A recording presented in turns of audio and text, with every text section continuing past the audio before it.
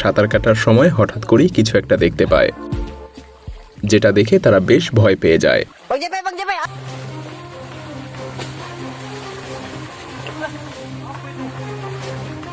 তবে এর মুখটা খুব ভালোভাবে বোঝা যাচ্ছিল না, আর কাছ থেকে দেখে এটাকে কোনো পরিচিত প্রাণী বলেও মনে হচ্ছিল না।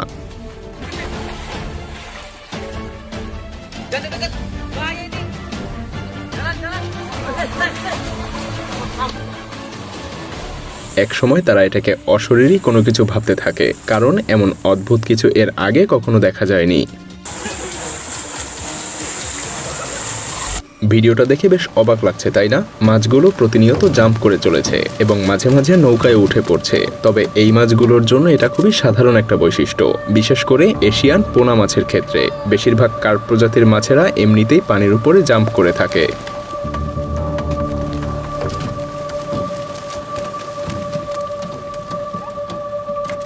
বিশেষ করে যখন পানিতে পাথর ছুঁড়ে মারা হয় বা নৌকা চালানো হয়। অবাক করা ব্যাপার হলো এই মাছগুলো বাতাসে প্রায় 10 ফুট পর্যন্ত লাফ দিতে পারে। যদিও এটাকে দেখে মজার দৃশ্য বলেই মনে হচ্ছে, কিন্তু এটা আসলে অনেক বিপজ্জনক। কারণ হঠাৎ করে বড় সাইজের কোনো মাছ প্রবল গতিতে আপনার মুখের উপরে আছড়ে পড়লে সেটা বেশ বেদনাদায়ক কারণ হতে পারে। এমন অনেক ঘটনা আছে যেখানে মানুষ এ সকল মাছের প্রবল গতিতে লাফানোর কারণে বেশ ক্ষতির সম্মুখীন হয়েছে। নদীর শান্ত পানির গভীরেও অনেক ভয়ানক প্রাণী বাস করতে পারে। যেমন 2017 সালে ফ্লোরিডার এক ব্যক্তি তার ক্যামেরাতে এমনই কিছু ভয়ঙ্কর প্রাণীর ভিডিও ধারণ করে। সে একটা বালতিতে পানি নিয়ে সেটা নদীতে ছুঁড়ে মারে, আর সঙ্গে সঙ্গে সেখানকার পানি লাফাতে শুরু করে। আসলে সেখানে কোনো বড় মাছের ঝাঁক ছিল নাকি পানির বুদবুদ, সেটা আরো ভালোভাবে পর্যবেক্ষণ করার জন্য সেই ব্যক্তি আবারও পানি ছুঁড়ে মারে। কিন্তু তাতেও সে বুঝে উঠতে পারে না যে আসলে এখানে এমন ভয়ঙ্কর জিনিস কেন হচ্ছে। এই ভিডিওতে আমরা অদ্ভুত একটা মাছ দেখতে চলেছি। মজার ব্যাপার হলো এই মাছ যে কোনো কিছুর সাথেই আঠার মতো লেগে যায়, এমনকি মানুষের সাথেও।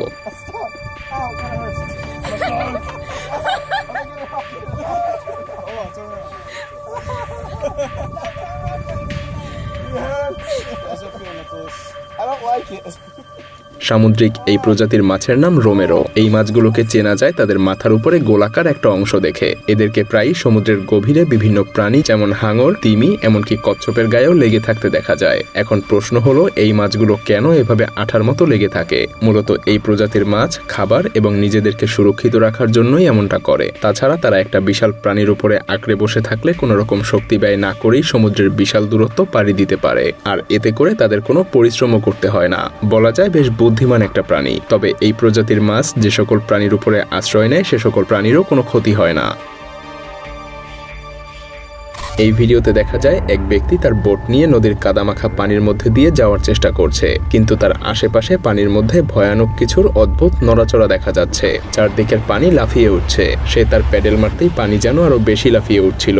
তবে ভয় পাওয়ার কিছু নেই। এগুলো ছিল মূলত ম্যান্টিস, যেগুলোকে আমরা শুশুক নামে চিনি।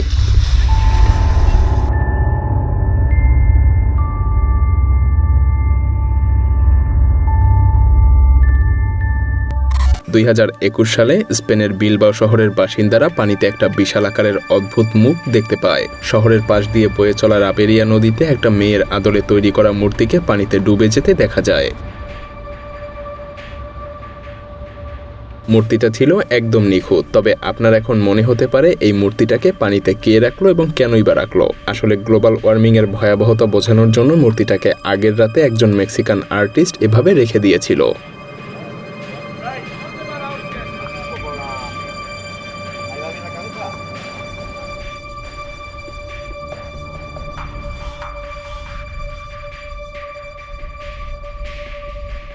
এবার আমরা দেখতে চলেছি এক নম্রভদ্র সামুদ্রিক প্রাণী। হ্যাঁ, এই প্রাণীগুলোকে ভদ্র প্রাণী নামেই ডাকা হয়। তারা এতটাই বন্ধুত্বপূর্ণ আচরণ করে যে এলিগেটর, হাঙর সহ বিভিন্ন আক্রমণাত্মক প্রাণীও এদেরকে কখনোই আঘাত করতে আসে না। সমুদ্রের অন্যান্য প্রাণী যেমন হাঙর যখন সমুদ্রে শিকার করতে ব্যস্ত, তখন এই মানাটিস ভদ্র প্রাণী সমুদ্রের পানিতে ডুব দিয়ে প্রচুর পরিমাণে সামুদ্রিক উদ্ভিদ খেতে ব্যস্ত থাকে।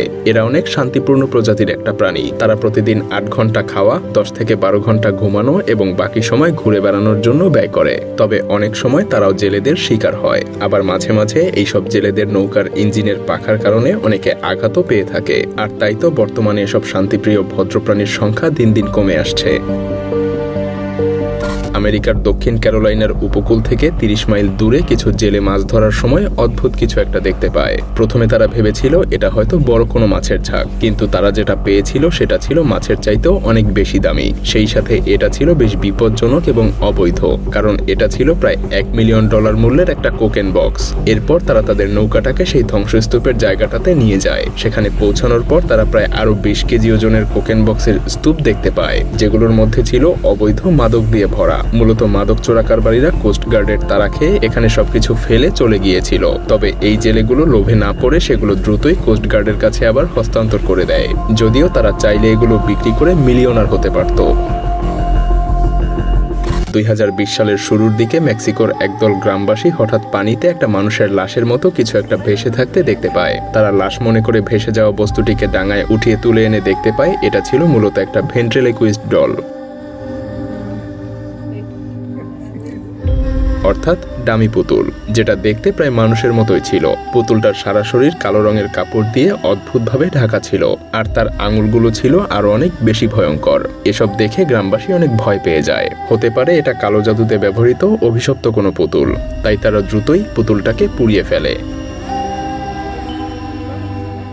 ঠিক মাঝরাতে জঙ্গলের মধ্যে দিয়ে যাওয়ার সময় এই ব্যক্তিগুলো পানিতে অদ্ভুত কিছু একটা দেখতে পায়। এটা দেখতে সাদা শরীরে কাদামাখা মানুষের মতো মনে হচ্ছিল, তবে কোনোভাবেই তারা বুঝে উঠতে পারছিল না যে সেটা আসলে কি ছিল। তবে একটা ধারণা করা হয় যে হয়তোবা কোনো ভাল্লুক ছিল, যেটা কাদায় পড়ে গিয়েছিল।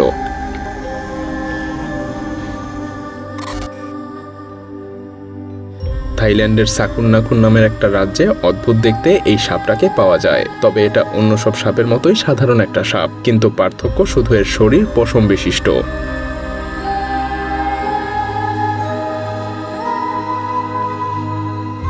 এই প্রাণীটা দেখতে এতটাই অদ্ভুত যে অনেকে এটাকে এলিয়েনের সঙ্গেও তুলনা করে। মূলত অদ্ভুত দেখতে এই প্রাণীটার নাম বাস্কেট স্টার।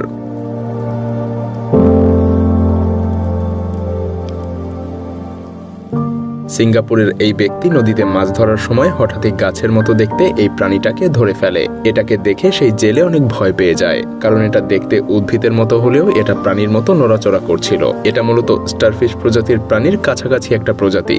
এই প্রাণীটার পাশ দিয়ে যখন কোনো ছোট মাছ যাওয়া আসা করতে থাকে, তখন এটার ডালপালার মতো অঙ্গ ছড়িয়ে সেই মাছটাকে ধরে ফেলে। আর এমন অদ্ভুত আচরণের জন্য বিশ্বজুড়ে এই প্রাণীটার বেশ কুখ্যাতিও রয়েছে। তাছাড়া যে কেউ সমুদ্রে হঠাৎ এই প্রাণীগুলোকে দেখলে ভয় পেতে বাধ্য।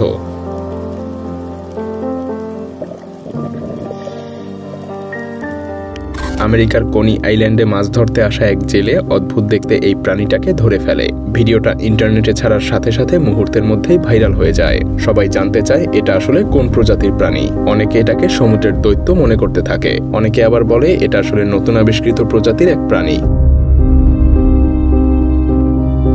এক একজন এক এক রকম মন্তব্য করতে থাকে, তবে বেশিরভাগ মানুষ মনে করে এটা আসলে স্কেট ফিশ। সমুদ্রের বিভিন্ন ময়লা আবর্জনার কারণে তার পুরো শরীর এভাবে পাল্টে গিয়েছে।